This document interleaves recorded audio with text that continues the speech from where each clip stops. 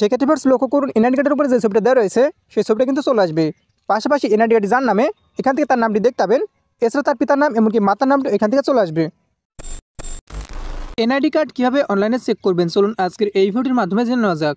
তো তার জন্য সর্বপ্রথম আপনার ফোন থেকে গুগল প্লে স্টোরে চলে আসবেন।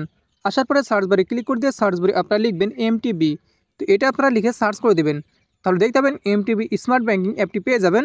প্রত্যেকে আপনারা এই অ্যাপটি ইনস্টল করে নেবেন, তারপর এখান থেকে ওপেন অপশনে ক্লিক করে দেবেন। তবে সেক্ষেত্রে লক্ষ্য করবেন এরকম একটি ইন্টারফেস চলে আসবে। এবার এখান থেকে লক্ষ্য করুন ওপেন অ্যাকাউন্ট নামে যে অপশনটি সেখানে ক্লিক করে দেবেন। তাহলে দেখতে পাবেন এখান থেকে পারমিশন চাইবে, পারমিশনটি আপনারা অ্যালাউ করে দেবেন। এমনকি দেখতে পাবেন এরকম ইন্টারফেস চলে আসবে। একটু নিচের দিকে আপনারা স্ল্যাড টুলে চলে আসলে লক্ষ্য করবেন অ্যাপ্লাই নাও নামে যে অপশনটি সেখানে ক্লিক করে দেবেন। তাহলে দেখতে পাবেন সরাসরি আপনার একটা ব্রাউজার নিয়ে চলে আসবে। এটার মতো মিউচুয়াল ট্রাস্ট ব্যাংক অ্যাকাউন্ট খোলার ফর্ম, এই ফর্মটা আমাদের পূরণ করতে হবে। আমরা কিন্তু ব্যাঙ্ক অ্যাকাউন্ট খুলবো না, কিন্তু এই ফর্মটি পূরণ করার মাধ্যমে আমরা কিন্তু এনআইডি কার্ড যাচাই করতে পারবো। তো কীভাবে ফর্মটি পূরণ করবেন, তো এখান থেকে দেখতে পাচ্ছেন কাস্টমার নেম সে অপশনে ক্লিক করে দেবেন। তারপর এইখান থেকে আপনার নামটি লিখে দিবেন। তো এখান থেকে নামটি দেওয়ার ক্ষেত্রে অবশ্যই এনআইডি কার্ডের সাথে মিল রয়েছে এরকমভাবে নামটি দিয়ে দিবেন। তারপর দেখতে পাচ্ছেন এখান থেকে ইমেল, তো ইমেল অপশনে অবশ্যই আপনার একটা জিমেল আপনারা লিখে দিবেন। তো জিমেলটা লিখে দেওয়ার পর এখান থেকে লক্ষ্য করুন মোবাইল নাম্বার সে অপশনে ক্লিক করে দিয়ে অবশ্যই আপনার একটা মোবাইল নাম্বার লিখে দিবেন। তো মোবাইল নাম্বারটা লিখে দেওয়ার পর দেখতে পাচ্ছেন পাসওয়ার্ড মিনিমাম 6 ডিজিটের হতে হবে। তো 2 বক্সে মূলত আমাদের সেম পাসওয়ার্ড দিতে হবে। তো পাসওয়ার্ডের ক্ষেত্রে অবশ্যই লেখা মূলত ক্যাপিটাল লেটার স্মল লেটার এছাড়া নাম্বার এমনকি বিভিন্ন রকমের সাংকেতিক চিহ্ন ব্যবহার করবেন। তো জটিল টাইপের 2 জায়গায় আপনারা সেম পাসওয়ার্ড দিয়ে দেবেন। তো 2 বক্সে জটিল টাইপের পাসওয়ার্ড দিয়ে দেওয়ার পর এখান থেকে লক্ষ্য করুন রেজিস্টার অপশন সেকশনে ক্লিক করে দেবেন। তবে সেক্ষেত্রে ফার্স্ট আপনার নাম্বারটিতে একটা ভেরিফিকেশন কোড আসবে। তো কোডটা আসলে অবশ্যই এখান থেকে দিয়ে দিবেন। তো আমার মতো কোডটা চলে আসছে দেখতে পাচ্ছেন এখান থেকে। তো আমি এখান থেকে কোডটা লিখে দিচ্ছি। তো এখান থেকে আমি কোডটা দেখে লিখে দিলাম, তারপর ভেরিফাই অপশনে ক্লিক করে দিচ্ছি।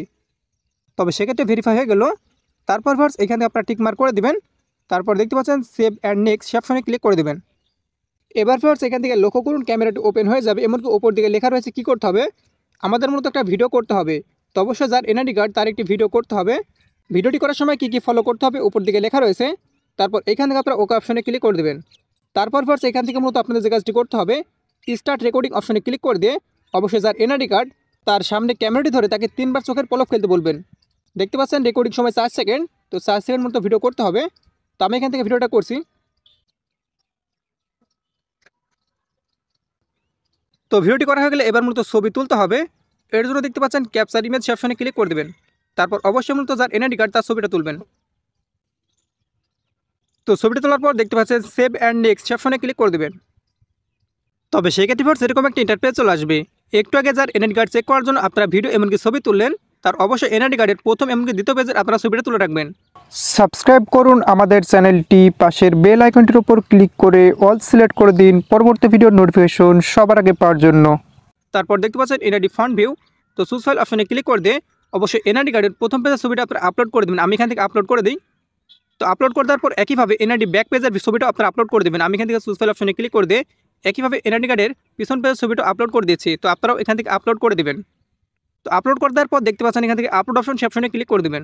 তারপর ফার্স্ট এখান থেকে একটু অপেক্ষা করবেন। তারপর দেখতে পাচ্ছেন এনআইডি নাম্বার, এখান থেকে মূলত সেই এনআইডি কার্ডের নাম্বারগুলো লিখে দিতে হবে, একইভাবে আপনারা লিখে দিবেন।